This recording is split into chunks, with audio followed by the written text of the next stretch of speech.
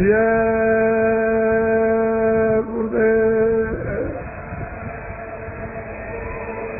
जय गुरुदेव, जय गुरुदेव नाम किसका,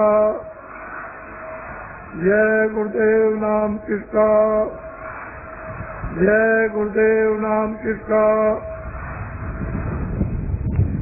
देखो ये मनुष्य मंदिर है, भगवान ने आपको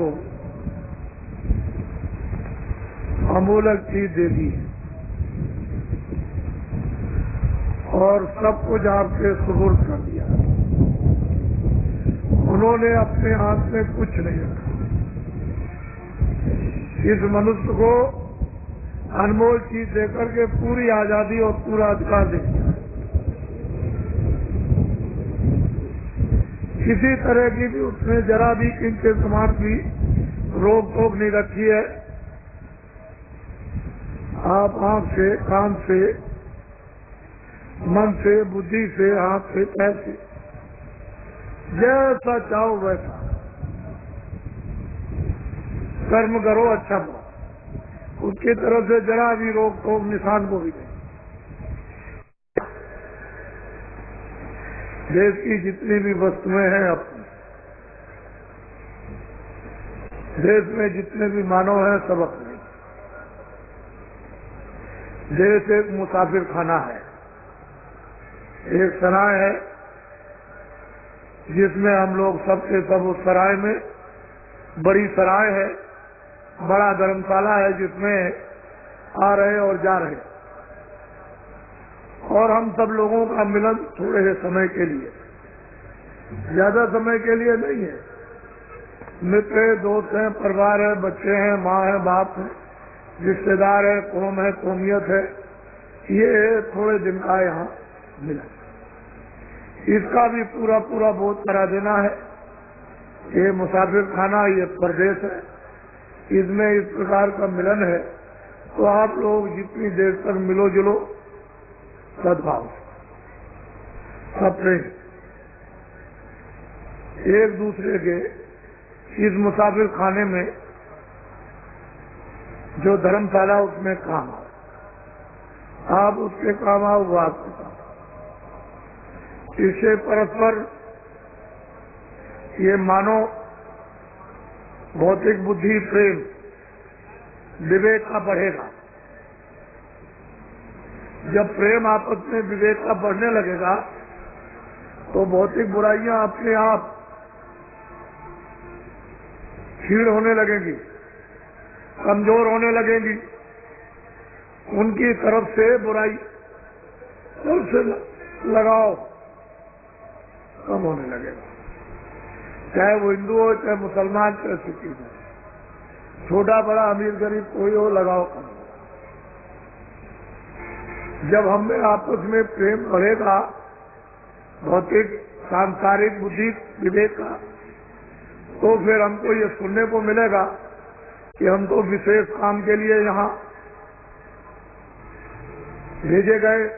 मालिक ने हमको अनमोल अपनी कारीगरियों से हमको ये तन, ये शरीर, ये जिस्म दिया है, तो हमारा काम तो और है इन्हीं के कामों के साथ में। तो आपने फिर आत्मिक जागृति आपने होगी और फिर वो आत्मिक प्यास लगेगी। जब भूख लगेगी, प्यास लगेगी, तो आदमी उसके लिए कि हमको प्यास लगी है और ये सब अच्छा नहीं लगता, तो वो दौड़ेगा कहीं पानी मिल जाए। तो महात्माओं के पास में ये जल है, भोजन भी है और जल भी, वहाँ इनको आध्यात्मिक पीने को मिलेगा। उनके पास इसका मुहाना है, स्रोत है, झरना है जो निकल रहा। उस घाट पर अमृत की धारा निकल रही। पीने वाले पी सकते हैं, लेकिन आपको प्यास लगे तब। मुंह बंद किए रहोगे, जबरदस्ती कोई मुंह में खोल करके अगर डालना चाहे पानी तो आप बंद कर लो, तो कैसे डालें? तो उसे प्यास के कारण मुंह खुल जाएगा। तो महापुरुष फिर शीतल, जैसे पपिया होता है, उसको जब प्यास लगती है तो इस पानी से उसकी प्यास नहीं जाएगी, वो घड़ों का घड़ों पी ले। लेकिन वो लेट जाता है पूर्णमासी के दिन और मुंह खोल लेता है कि मालिक मुझे बहुत प्यास लगी है, इस पानी से मेरी प्यास नहीं जाएगी। तो मालिक उसके प्रण को, उसकी तड़प को, उसकी प्यास को उस स्वाद की एक बूंद गिरा देता है, उसके मुंह में गिर जाती है, उससे वो जीवित रहता है। इसी तरह से महापुरुषों के पास जब भोजन है वो आध्यात्मिक, लेकिन आप जब बाहर से अपना संबंध है, बाहर से अपने विचार और काम भौतिक विवेक प्रेम का नहीं बनाओगे, तब तक ये सब आपके लिए शत्रु है। ये चोट मारते, जैसे हथौड़ी की चोट मारी जाती है, ऐसे ही शत्रु की चोट तीखी तीखी तीखी मारते।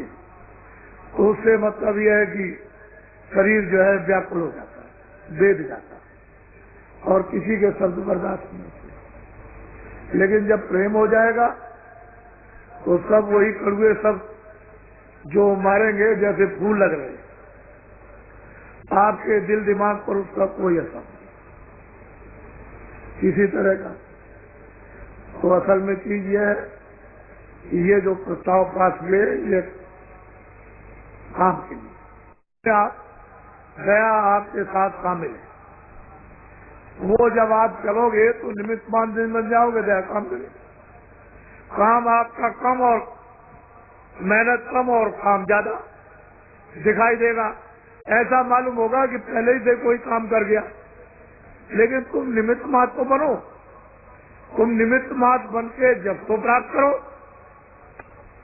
और तुम निमित्त मात्र नहीं बनोगे तो ये बोध और अनुभव कैसे होगा कि आगे कोई काम कर गया। आपने काफले में देखा और लोगों ने सबने कानों से सुना, बुद्धि से सोचा कि लोग बैठे हुए हैं, कहते हैं अरे भाई आपका काफला आ जा रहा कि कल निकल गया।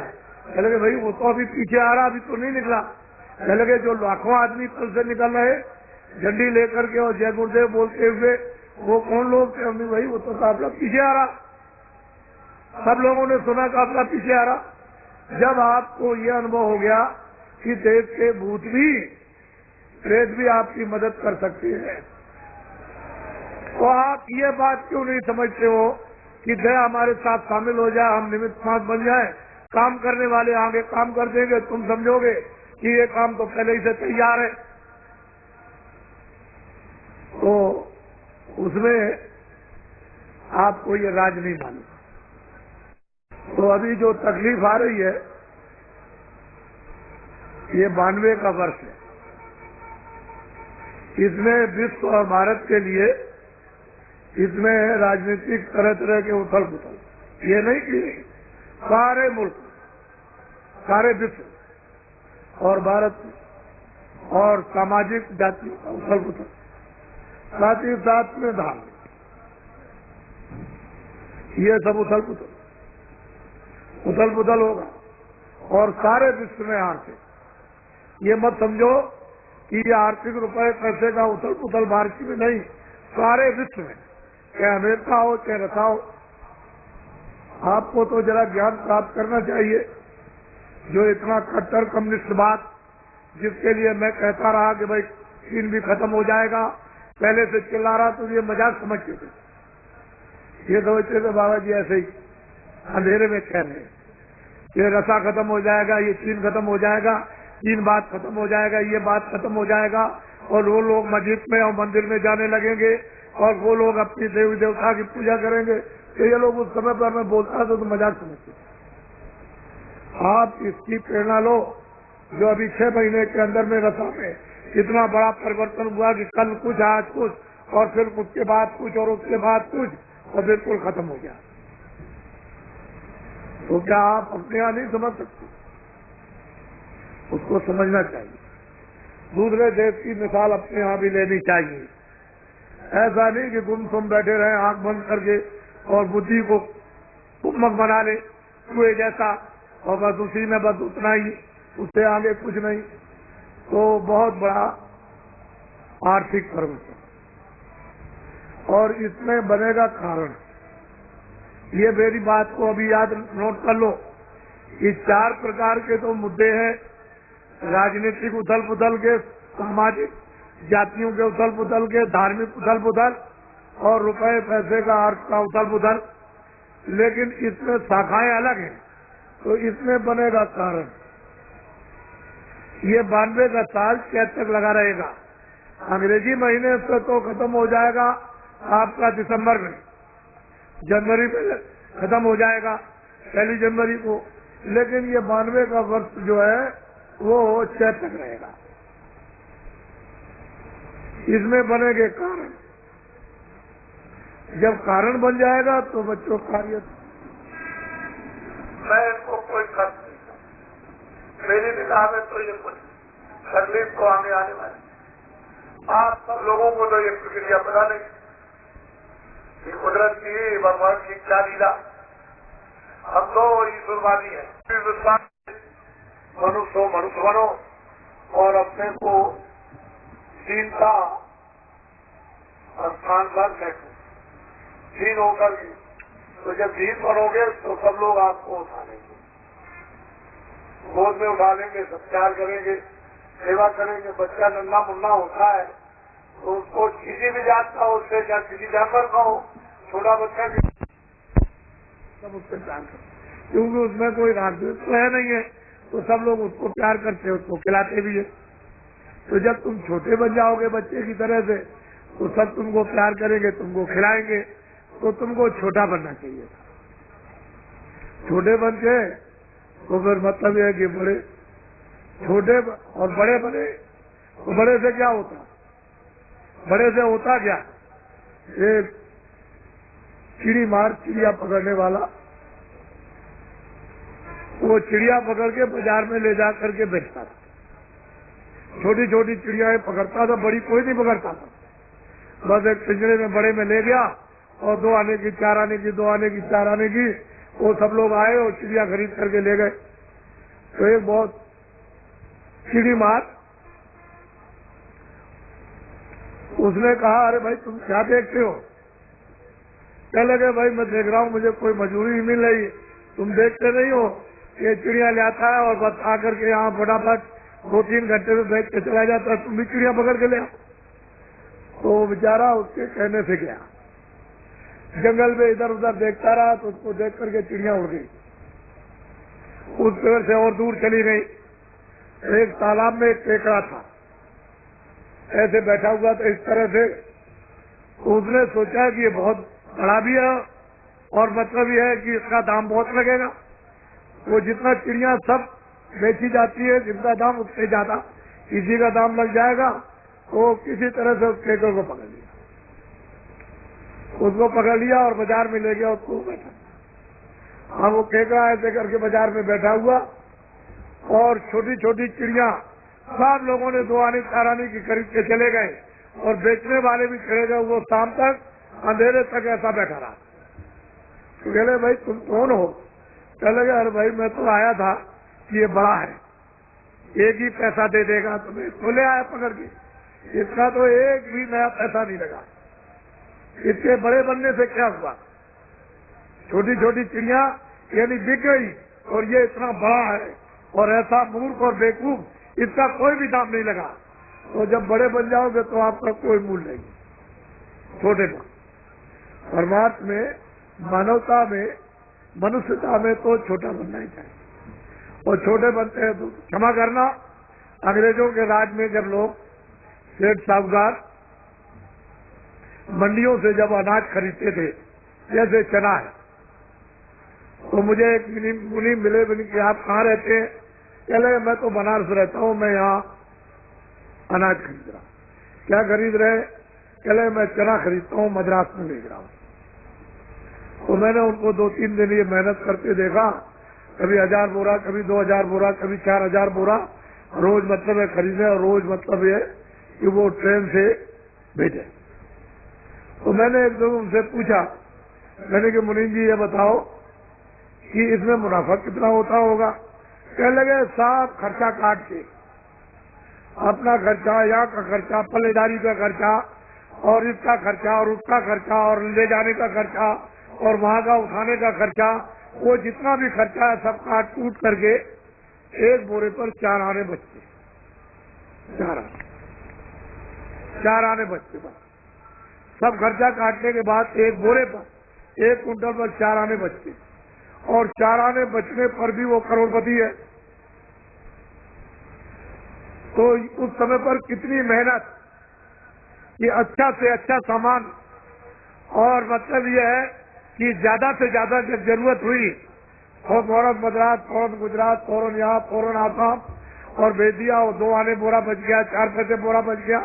लेकिन वहाँ जनता को भूखों नहीं मरने देते थे ये लोग। आज यह है कि यहाँ पड़ोस में भी अगर चिल्ला रही हो जनता कि हम भूखों मर रहे, अनाज नहीं है, तो यहीं बगल में नहीं जा सकता, इसी जगह। तो एक सेठ साहूकारों का प्रबंध और एक इनका प्रबंध, जमीन आसमान का अंतर। ये चिल्लाते रह जाए रेडियो अखबार पर और मौके पर वहाँ कुछ भी न जाए, और ये कहते कि वो तो पहुँच गया, तो जनता को चकमा दिया, धोखा दिया, सोचा ऊंचा कुछ नहीं। तो पहले सेठ साहूकार इस तरह की सेवा करते थे। और कोई आया, सेठ साहूकार, सेठ जी आप बहुत बड़े हैं, आप बड़े दयालु हैं। यहाँ ये सब गायें जो चरती हैं जंगल में, यहाँ कहीं भी पानी पात में नहीं है, तो हमारी प्रार्थना है कि एक बावली बनवा दीजिए, हम गा सकें। चलो मुनीम जी, एक बावली खुदवा दो, वहाँ जानवर प्यासे मरते। कहीं कुआ है, जरूरत पड़ गई, आदमी कुआ बनवा दो। चले गए, बहुत आदमी आते जाते हैं, सेठ जी एक धर्मशाला बनवा दे, क्या चलो।